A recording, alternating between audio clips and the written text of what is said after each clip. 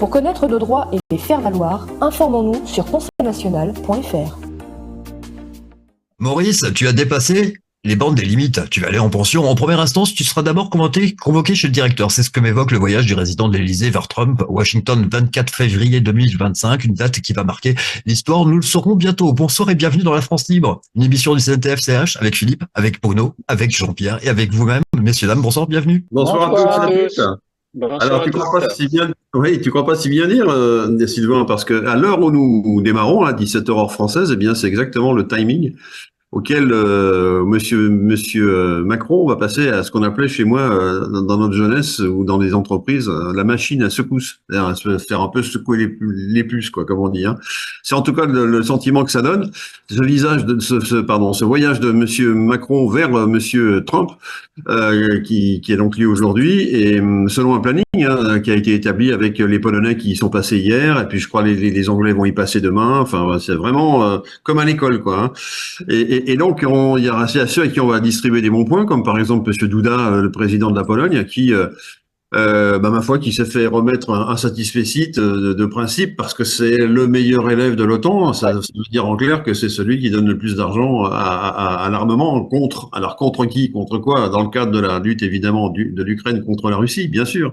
Donc c'est de ça dont il va s'agir. Mais en même temps, Monsieur Trump, il conduit, je dirais, une logique de pourparler avec Monsieur Poutine, avec lequel il ne veut pas se fâcher.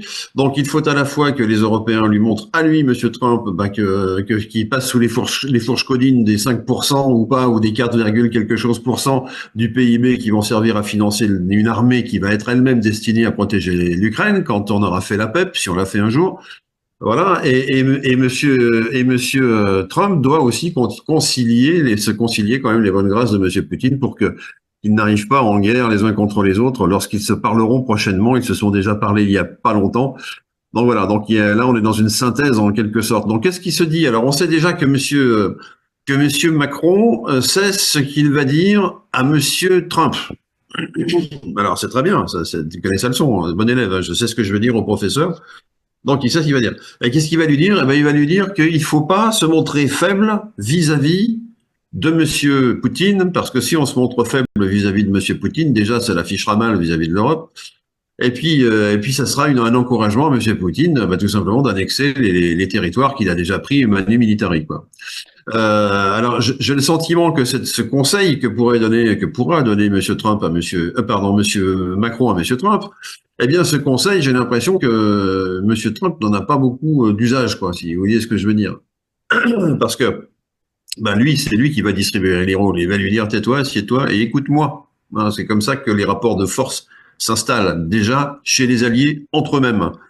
Avant qu'on discute de rapports de force entre ennemis.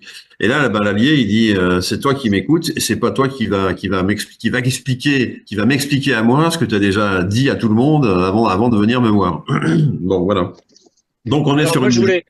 Je voulais t'interrompre deux secondes, Philippe, pour dire une anecdote qui m'a paru intéressante et significative. Donc, tout le monde sait que, d'une manière scandaleuse, l'Arcom a censuré la chaîne C8. Et je voulais vous dire une chose concernant Hanouna. Alors, quoi qu'on pense de lui, il avait été invité par Donald Trump à venir faire une conférence hier et avant-hier aux États-Unis sur la liberté d'expression. Eh bien, Hanouna a préféré annuler cette invitation, alors que c'était dans son intérêt personnel, évidemment, pour pouvoir assurer ces dernières émissions sur C8. Ça montre quand même que c'est quelqu'un qui fait passer la France avant les États-Unis. Quoi qu'on pense de lui, c'est quand même quelque chose qui est à noter. Voilà. S'il avait passé uniquement son ambition personnelle, évidemment qu'il y serait allé. Voilà, c'est un bon geste de sa part. Sachant que effectivement, et une question de notoriété, il est servi. Il va faire partie des deux Français les plus connus entre Monsieur Boussard et lui aux États-Unis d'Amérique dans pas longtemps. Monsieur Boussard, c'est quasiment déjà fait, et lui, c'est en train de se faire aujourd'hui, quoi. Donc, c'est bien qu'il est privilégié. Xavier Poussard, son livre, il sort ces jours-ci. Hein. en France. Mais aux Alors, en États-Unis, France, c'est déjà un best-seller aux États-Unis. voilà, exactement, c'est un best-seller aux États-Unis et il sort bientôt en France. Pourquoi bientôt? Pas parce qu'il l'a expliqué lui-même, tout simplement. Il y a des délais administratifs incompressibles dans le cadre d'édition d'un livre pour obtenir différents numéros qui font que ça va sortir un peu plus tard en France qu'aux États-Unis d'Amérique. Voilà. Donc effectivement, alors moi ce que je voudrais dire avant qu'on reparle justement de Monsieur Poussard, si c'est nécessaire, ce que je voudrais dire, c'est qu'au niveau de l'actualité, alors je suis tombé sur quelque chose d'important. Je sais pas si c'est urgent, mais c'est en tout cas important parce que l'Europe a donné le feu vert, ou en tout cas oui, le feu vert, on va dire ça comme ça, pour procéder à des essais sur une nouvelle technologie d'ARNM dite de réplicon. Alors réplicon, je connaissais pas ce mot-là, mais ça porte un autre terme, technologie de l'ARNM auto-amplifiée. Voilà, on avait déjà entendu parler de ça il y a quelques mois en arrière, mais là ça a été accepté par par l'Europe, alors que jusqu'à maintenant il n'y avait que le Japon qui s'était lancé dans cette aventure. Et là l'Europe vient de donner une sorte de feu vert pour faire alors des expérimentations. Des injections expérimentales. Or, il y a différentes personnes, dont un certain monsieur Nicolas Hulscher, il doit être américain, je pense, qui a fait un rapport très très précis, très circonstancié pour dire que cette ARNM, pardonnez-moi, auto-amplifiée est tout simplement dangereux. Et sur tous les tests qu'ils ont fait, il y a 90% des gens qui ont subi des effets secondaires, dont certains graves. Donc, il vaut mieux arrêter machine arrière toute dans ce cas-là. C'est plus que le principe de précaution, c'est-à-dire de comprendre que l'Europe accepte de continuer des injections, même au titre expérimental, alors qu'on sait qu'il y a un risque énorme de différentes choses, différents effets secondaires très graves qui sont listés par Monsieur Holscher.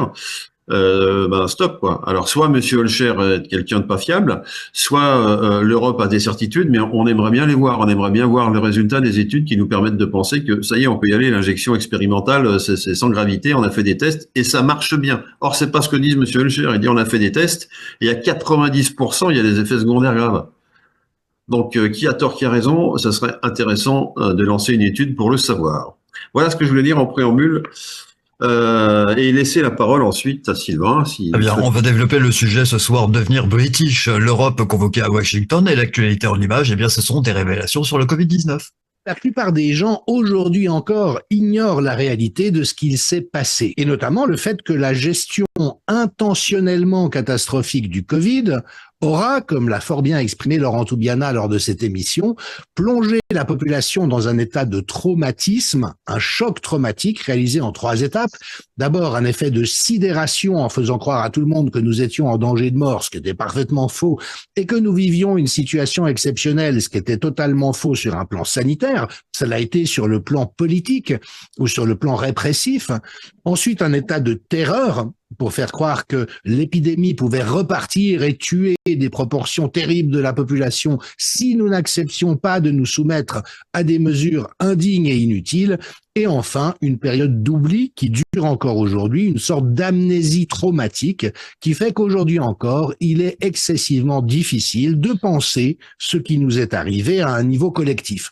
Et il suffit de voir comment dans nos différents pays, il n'y a toujours pas de commission d'enquête indépendante, même parlementaire, qui se chargerait d'un travail d'inventaire honnête. On sait qu'en France, bien sûr, Emmanuel Macron a fait truquer, et en l'occurrence d'une manière juridiquement et pénalement répréhensible, les témoignages conduisant à un rapport disant, bien sûr, en substance, les autorités ont tout bien fait, alors que c'est parfaitement contraire à la réalité des choses. Choc traumatique en 3 étapes, plus la terreur. Voilà ce que c'est que le confinement et la pandémie. Exactement. Oui. Et je voudrais envoyer un salut amical à Jean-Dominique Michel, qui reçoit régulièrement nos émissions depuis déjà quelques années et avec qui on est en très bonne relation. Oui, oui, tout à fait. Donc, monsieur Jean-Dominique Michel, qui intervient depuis sa Suisse natale, si je me souviens bien, et qui est un analyste fort pertinent et qui a rejoint, je dirais, la dissidence il y a quelques années au prix de découvertes un peu violentes parfois pour lui, comme pour d'autres avant lui, hein, et désormais qui a des analyses de plus en plus fines. Donc bravo à lui. Voilà ce qu'on peut dire de son intervention. Il n'y a rien à rajouter dans ce qu'il a dit. C'est parfaitement bien analysé. notamment cette période d'amnésie qu'il cite là et qui doit correspondre à quelque chose. C'est un peu son dada, hein, c'est un peu son domaine à lui, tout ce qui est la partie psychologique, la partie sociologique également. Donc voilà, c'est un homme sachant. Et donc qui depuis encore une fois sa Suisse natale bien arrose un petit peu de façon tout à fait objective, c'est ce qu'il cherche, honnête et objective. Il dit lui-même j'essaye de faire, non il dit pas j'essaye, il dit je donne une information honnête. Alors c'est toujours un peu compliqué de définir l'honnêteté selon quel prisme, selon quelle direction, mais parce qu'il est indépendant. Alors oui, mais on est tous indépendants, hein, donc on est tous, on n'est pas forcément tous honnêtes. On est indépendant financièrement, ce qui est une indépendance nécessaire, mais autrement ça veut dire qu'on est salarié tout simplement. Hein. Donc ça c'est un point important, mais on peut être aussi non indépendant d'esprit, c'est-à-dire si on est sous l'influence de tel ou tel courant de pensée, on n'est plus tout à fait indépendant. Mais voilà. Donc nous, au sein du CNTFCH, on est confronté à absolument les mêmes idées, hein, les mêmes choses, les mêmes qui arrivent. Donc on n'est pas forcément tous d'accord sur tel et tel point. Ça, c'est pas un problème. En revanche, on se met d'accord sur l'essentiel. C'est ce qui nous relie et on est sûr de moins se tromper quand on est d'accord sur l'essentiel. Après, quand on se lance dans des choses qui sont pas de notre ressort, c'est un petit peu plus compliqué. Alors ce qu'on essaye ici, c'est de faire de l'actualité. C'est de faire de l'information de base, compréhensible par tous. Voilà. Donc on peut reprendre. Merci pour cette intervention de Jean-Dominique Michel. Et tu as cité tout à l'heure le titre de l'émission de ce soir, Devenir British, l'Europe convoquée à Washington. Devenir British, l'Europe convoquée. Alors évidemment, il y a un petit jeu de mots dans Devenir British entre Devenir British et Devenir Brigitte, qui est le titre de ce livre qui effectivement est en train de faire le tour du monde à la vitesse de la lumière et qui a été écrit par un certain monsieur Broussard, qui est un journaliste et qui a mis dans le mille, si je puis dire, sur toute cette affaire qui concerne le couple Macron, sur laquelle je ne vais pas revenir, en tout cas pas dans le détail, c'est pas le sujet de ce soir, mais simplement pour dire que ce monsieur Broussard, c'est Xavier Broussard. Xavier Broussard, par qui me pardonnera. Poussard. Excusez-moi. Xavier Poussard. Ah, et bien donc lui, il a effectivement été traduit en anglais et son livre va sortir plus vite en anglais qu'en français, mais ça c'est un détail. Et dedans, il y a des éléments de preuve. Alors c'est lui qui dit ça, hein, c'est pas moi. Hein.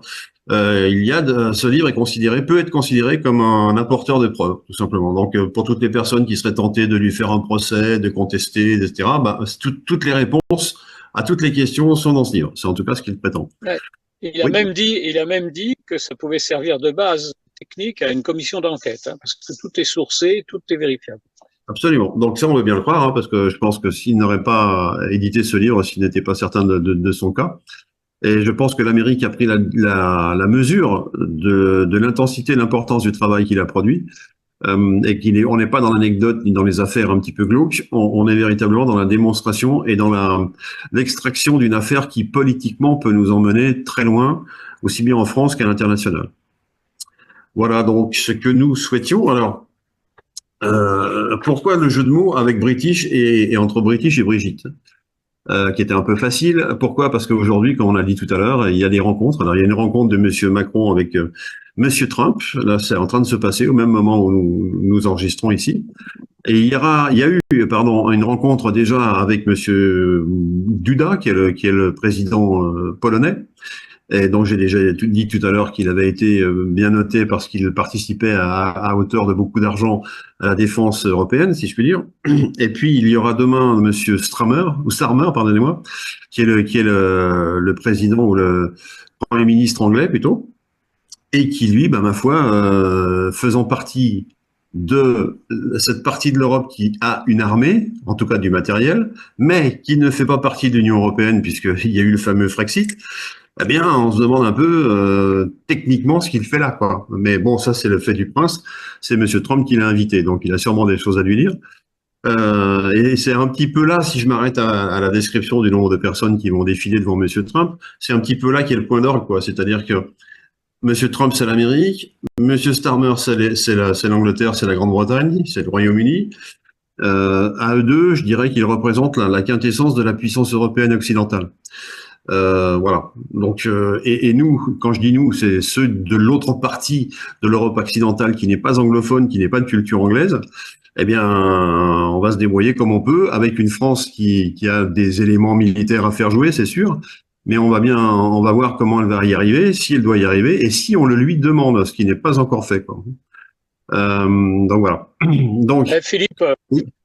Philippe, la France, de toute façon, elle a une carte à jouer très très importante parce qu'à partir du moment où les États-Unis se désengagent de l'Europe, c'est la France qui devrait pouvoir prendre le leadership au niveau de l'Europe et surtout retrouver, taper du poing sur la table, retrouver sa souveraineté et arrêter d'être complètement à genoux devant je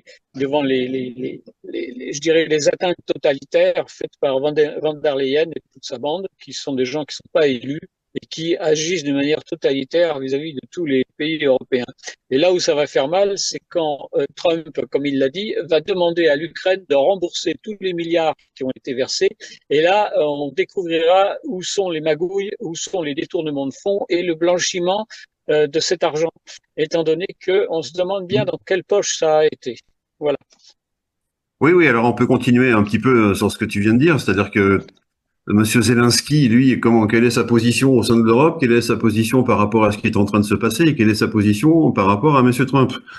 Alors vis-à-vis de Monsieur Trump, apparemment, ils sont plus tout à fait copains, puisque Monsieur Trump le traite de fasciste, qui n'a pas été totalitariste, qui n'a pas été élu. Voilà, parce qu'il le traite de je sais plus quoi, de nom d'oiseau comme ça, de ce genre-là. Donc c'est plus tout à fait la franche camaraderie. Depuis qu'il a demandé les 350 milliards, apparemment ça a jeté un coup de froid, effectivement, hein, dans l'ambiance. Non seulement parce que cet argent a dû être dépensé, a dû être dispersé, voilà le mot juste, hein, a dû être dispersé dans des endroits inhabituels ou habituels pour lui selon les cas. Et il est dans l'impossibilité technique de rendre le premier dollar de ces sommes-là, quoi. Et que c'est de ça pourtant que Monsieur Trump va lui parler, les parler dans le creux de l'oreille, quoi. Ça c'est un des points. Le deuxième point, c'est que vis-à-vis de la guerre d'Ukraine, il y a plus de volonté de la part des Ukrainiens de se battre, ça c'est sûr. Monsieur Zelensky veut-il faire un accord avec Poutine? Bah oui, sûrement, sauf que Monsieur Poutine, il ne veut parler qu'à une seule personne, c'est Monsieur Trump. Il a compris les enjeux. Il est plus là pour jouer, on s'est suffisamment moqué de lui, les uns les autres. Voilà, maintenant il traite d'égal à égal. Or, d'égal à égal, Monsieur Trump, il est aussi capable de le faire, hein, puisque c'est un des grands de ce monde, comme on dit, hein, et notamment l'armée américaine. Mais cette armée américaine, il faut faire absolument le point et se dire ce que s'est dit Monsieur Trump, que l'armée américaine n'a plus la puissance nécessaire pour faire pièce contre la Russie, tout simplement, qui a un pouvoir militaire bien supérieur, qui a rattrapé son retard, qui a dépassé, il y a déjà quelques années en arrière, le potentiel militaire qui existait aux États-Unis, et qui se retrouve avec des armes supérieures en nombre, en qualité, en quantité, et je dirais même en prix. C'est-à-dire qu'ils sont moins chers. Ils fabriquent pour beaucoup moins cher que l'Occident des balles ou des fusils ou même des tanks. Donc voilà, donc ils sont organisés pour effectivement une logique de guerre. Et Monsieur Macron, que dit-il aujourd'hui? Il faut absolument que quand on aura fait la paix, car on va sûrement en faire la paix, il n'y a pas de raison, hein, eh bien à ce moment-là, on mettra des militaires en Ukraine pour garantir cette paix. Alors moi, je me mets 2 secondes à la place de Monsieur Trump, de Monsieur Poutine. Alors je fais la paix avec des gens, et dès que j'ai fait la paix avec eux, ils me mettent un rideau de soldats sous ma fenêtre. Donc ça c'est quand même bizarre comme attitude. Je trouve, je vois pas de façon de faire les choses, de dire les choses qui soient aussi bizarres que ça, quoi. Voilà. Moi je fais la paix, je fais la paix, et on donne des gages de paix, c'est-à-dire qu'on fait des zones de tampons par exemple, hein, sur lesquelles on s'oblige à ne pas aller les uns les autres. Quand on franchit la zone, ça déclenche une clochette qui se met à tinter, et à ce moment-là on fait sortir les armes. Mais on met pas un rideau d'homme en armes sous les fenêtres de son adversaire. C'est ou alors, Philippe, on fait intervenir des casques bleus parce qu'il ne faut pas oublier que l'ONU est là. Contrairement à ce que certains disent que l'ONU est quelque chose d'important, l'ONU il est inexistant dans cette histoire-là. Donc il y a les casques bleus de l'ONU. Où sont-ils? Alors justement, ils sont plus là. Donc ça augure du fait que l'ONU va être dissoute. Hein. Attendons-nous à ça, hein, tout simplement. Puisque l'ONU, il y avait les 5 pays principaux. Dans ces 5 pays principaux, il y en a déjà un qui est en belligérance avec tous les autres. Donc c'est compliqué. Donc l'ONU a raté sa mission, qui consiste à faire la paix à l'extérieur et qui consiste à faire la paix à l'intérieur du cercle réduit. Et à l'intérieur du cercle réduit, c'est là que justement il y a la guerre. Donc l'ONU disparaît de fait. Alors je sais pas, peut-être qu'on aura des annonces dans ce sens-là. Hein. L'OTAN, à mon avis, subira un sort probablement équivalent. Ça va dépendre de ce que les différents pays qui sont convoqués encore une fois cette semaine par M. Trump vont être d'accord à mettre sur la table pour mettre en avant une armée digne de ce nom. Et M. Trump, il a piégé un peu tout le monde. C'est-à-dire que tous ces messieurs qui vont être passez-moi l'expression, sollicités pour passer au bassinet, cracher au bassinet, c'est-à-dire donner de l'argent, tout simplement, sortir de l'argent pour en faire de l'armée, pour en faire des armes et des avions et des tanks et tout ce qu'on veut. Eh bien, ils vont dire, mais là, on peut aller jusque là, mais on peut plus dépasser cette somme-là. On a plus les moyens. On n'a plus les moyens. Bah oui, on s'est fait mettre à genoux depuis 5 ans, mais complètement à genoux, plein ventre même. Hein. Donc on n'a plus les moyens, aussi bien du côté américain que du côté européen, on n'a plus les moyens. Et quand M. Trump leur aura fait dire à tous, on n'a pas les moyens, eh ben on va être amené à la même conclusion que lui. Ah, vous n'avez pas les moyens? Eh ben on va tous négocier avec nos faibles moyens auprès de M. Poutine. Et quand il va voir M. Poutine, il y va pas en vainqueur, il y va pas en triomphateur, il y va en quelqu'un qui est prêt à accepter un certain nombre de choses. Et quand M. Macron nous dit à nous que si jamais il cédait devant M.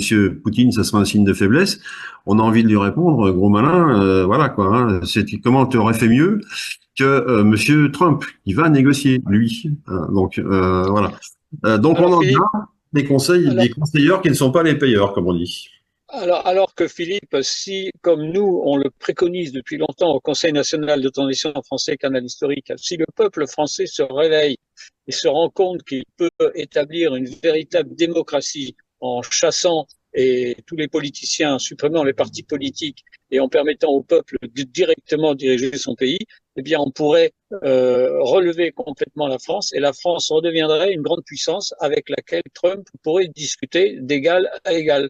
Parce qu'on a quand même l'arme atomique, on a quand même un certain nombre d'avantages, on a quand même un certain nombre de choses qui ont été complètement discréditées, complètement détruites par les politiciens jusqu'à Macron depuis 40 ans. Donc à partir du moment où on établirait une véritable démocratie, comme on l'a prévu dans notre structure et dans notre programme qui est déjà parfaitement construit, eh bien on pourrait redresser notre pays. Nous, on pense en 2-3 ans, mais ça peut aller beaucoup plus vite quand on voit ce que Trump a été capable de faire aux États-Unis en l'espace seulement d'un mois.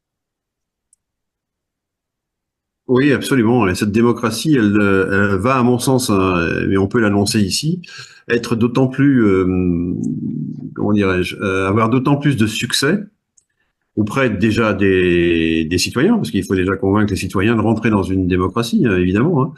Hein. Et puis tous les oligarques qui vont regarder ça d'un mauvais œil en disant, mais attendez, on est en train de nous priver de tous nos avantages, de tout l'argent qu'on a gagné, etc. Oui, mais tout l'argent que vous avez gagné, c'est bien souvent sur des biens publics, hein, c'est de l'argent public, bien souvent.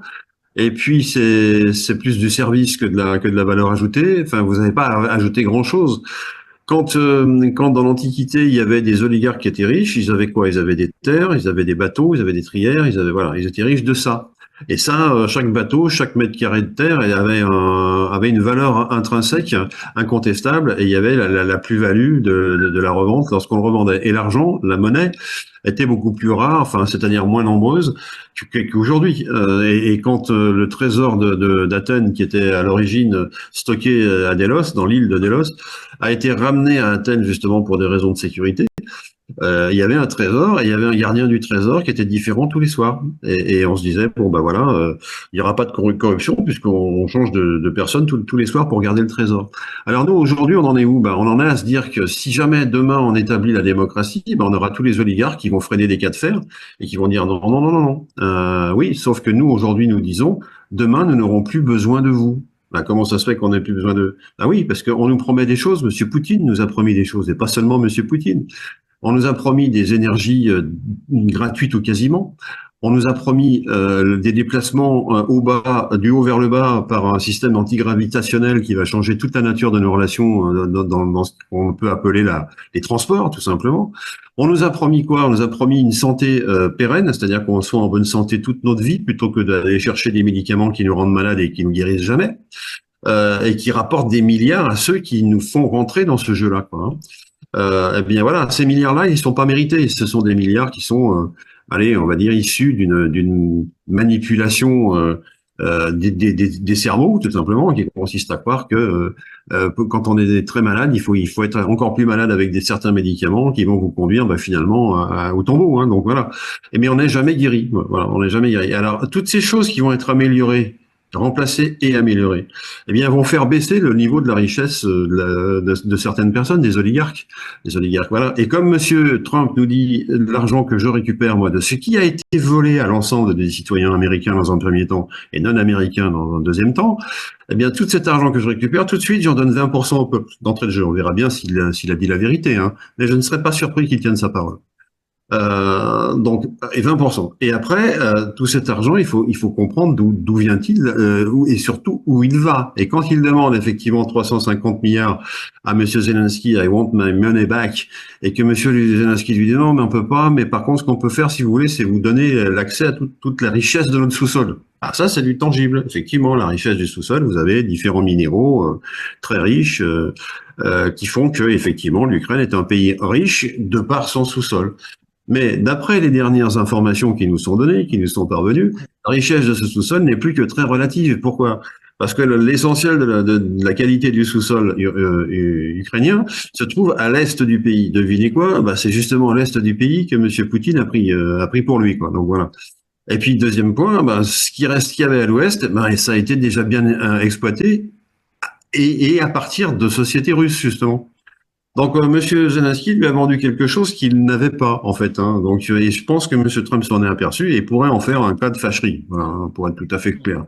Donc, il va falloir que soit il donne, il prouve qu'il a l'équivalent de 350 milliards en réserve de différents métaux précieux dans le sous-sol de l'Ukraine, premièrement, ou deuxièmement qu'il rende les 350 milliards à Monsieur Trump, qu'il les lui demande instamment. Et si jamais il fait ça, effectivement, comme le disait tout à l'heure Bruno, on va découvrir l'amplitude de la manœuvre malfaisante, de tout ce qui s'est passé dans l'attribution de ces sommes. Où sont-elles allées? Dans quelle poche? Qu'est-ce qu'elles servent à alimenter? Qui elles vont assécher si jamais on ne les distribue plus? Etc., etc. Voilà où nous en sommes. Donc, oui. Alors, je vais rajouter à ce que tu dis, Philippe. Tu parlais des oligarques tout à l'heure. Alors, je voudrais rappeler quelque chose à tous les oligarques qui peuvent nous écouter et aussi à tous ceux qui nous écoutent sans être des oligarques, que dans la Grèce antique, les oligarques, finalement, étaient associés à la démocratie, c'est-à-dire qu'ils participaient avec le peuple, seulement ils n'avaient qu'une seule voix, comme n'importe quel citoyen. Donc tous les oligarques qui sont pas forcément, parce qu'il y a des oligarques qui sont négatifs et qui effectivement profitent de tout et agissent dans l'état profond, mais il y a aussi des oligarques qui seraient tout à fait d'accord pour rentrer dans une véritable démocratie, étant donné que nous on n'est pas comme on n'est pas des mélanchonistes trotskistes qui veulent rétablir une Union soviétique encore pire que ce qui a existé, ce qui existe encore au Venezuela. On n'est pas non plus des fascistes d'extrême droite, comme certains pourraient le prétendre ou quoi que ce soit. On est là pour que le peuple obtienne le pouvoir et le peuple soit libre et indépendant. Ça veut dire que on n'est pas contre qu'il y ait des gens qui soient riches. On n'est pas contre qu'il y ait des gens qui aient la parole du moment qu'ils sont riches, mais ils auront droit à la parole comme chaque simple citoyen. L'argent ne fait pas le pouvoir. Voilà, et on sera pas là pour les poursuivre par rapport à leur richesse, du moment que tout le monde dans la population aura la possibilité de s'enrichir, ce qui n'est pas le cas actuellement. On va passer la main à Jean-Pierre, si celui-ci veut bien nous donner un petit mot. Jean-Pierre? Oui, j'espère que vous m'entendez. Je suis dans une zone de réseau difficile, c'est pour ça que j'ai pas de caméra. On t'entend très bien. Bon, alors, le titre de l'émission, devenir quelque chose. Alors, j'ai quelque chose de très simple à nous proposer à tous, y compris à moi-même, devenir ce que nous sommes. Plutôt que d'essayer de devenir quelque chose d'autre et d'être aimé pour ce que nous ne sommes pas. Autant être mal aimé ou pas du tout aimé pour ce que nous sommes vraiment, mais autant être aimé aussi pour ce que nous sommes. Et ça, c'est tout à fait possible. D'autre part, la vie est libre et c'est son essence. Tout être est libre d'être ce qu'il est. Et c'est notre grande liberté. Alors, tout le reste, c'est un peu la cerise sur le gâteau, si on peut dire. On peut être libre de parler, mais soyons libres d'être ce que nous sommes. Et donc, responsables aussi de ce que nous sommes, de nos pensées, de nos paroles et de nos actions. Ce qui inclut aussi que pour ceux qui veulent priver les autres de liberté, responsables de tous leurs actes. Voilà, merci d'avoir entendu et je vous souhaite une savoureuse et intègre et joyeuse liberté d'être. Waouh! Merci à toi. Merci.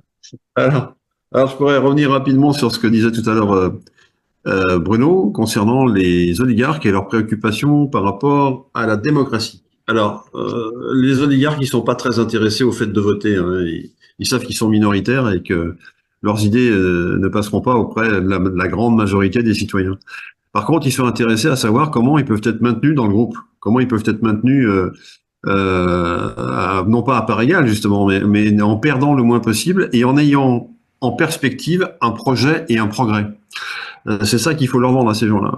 Ce projet, ce progrès, ma foi, eux, ils le connaissent. Eux, ils savent comment faire pour aller voyager dans les étoiles, pour aller dans les souterrains, pour être dans l'antigravitation. Ils ont tout ça. Ils l'ont mis sous le coude, ils l'ont mis dans des endroits cachés et qu'on ne voit pas à l'œil humain, enfin en tout cas à l'œil de nous, simples citoyens. Mais ça, c'est quelque chose auquel nous devons accéder. Et quand nous aurons accédé à ces choses-là, nous serons leur égal. C'est ça qu'il faut bien comprendre. Alors après, il va falloir leur démontrer que c'est pas parce qu'on n'est pas né au bon endroit au bon moment que dans un corps humain et dans une tête d'humain, il n'y a pas des choses précieuses. Et dans une tête d'humain, il y a des choses extrêmement précieuses de tous les humains. En tout cas, c'est notre foi la plus profonde. Et donc, à partir de là, il n'y a pas de raison de considérer les gueux, les sans-dents, vous les appelez comme vous voulez, ou avec les termes les plus méprisants que ces politiciens de ces dernières années ont pu trouver pour désigner les gens du peuple. Eh bien, c'est pas parce qu'ils sont nés comme ça qu'ils sont définitivement comme ça. Et ils ont des idées, ils ont des projets, ils sont capables de penser, ils sont capables de faire plein de choses. Ce sont des forces. Ce sont des, voilà, ce sont des biens. Ce sont des biens quasiment pas économiques, mais ce sont des biens philosophiques et religieux pour ceux qui croient à la religion. Donc voilà, donc il faut vraiment les convaincre de ça.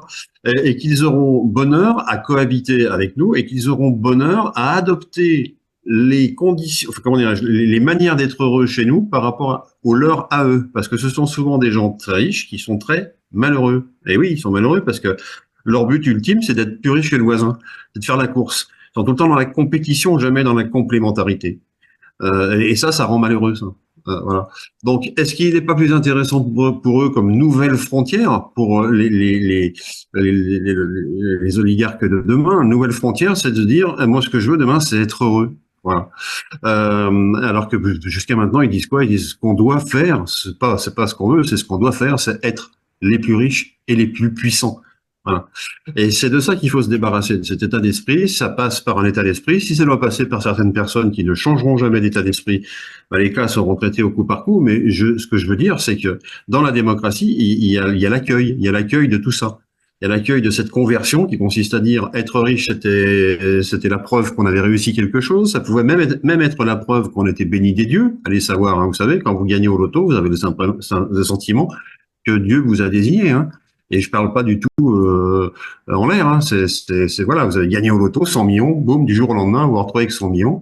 Eh ben Dieu vous a choisi. Et à partir de là, vous partez dans une logique spirituelle ou dans une logique au contraire qui consiste à dire tous les autres sont des ceci cela, puisque c'est moi le patron, puisque c'est moi qui ai été désigné par Dieu. Ça va très vite comme façon de penser, quoi. Hein. Donc il faut éviter ces phénomènes-là, se dire que la chance, elle peut tomber sur n'importe qui, n'importe quand, et inversement la malchance. Mais la malchance, on peut la diminuer au travers notamment des guérisons que j'évoquais tout à l'heure. Hein. Jusqu'à maintenant, ma foi, quand on attrapait certaines maladies, c'était malheureusement dangereux. Mais demain, ce sera rien, ça sera guérissable. Hein.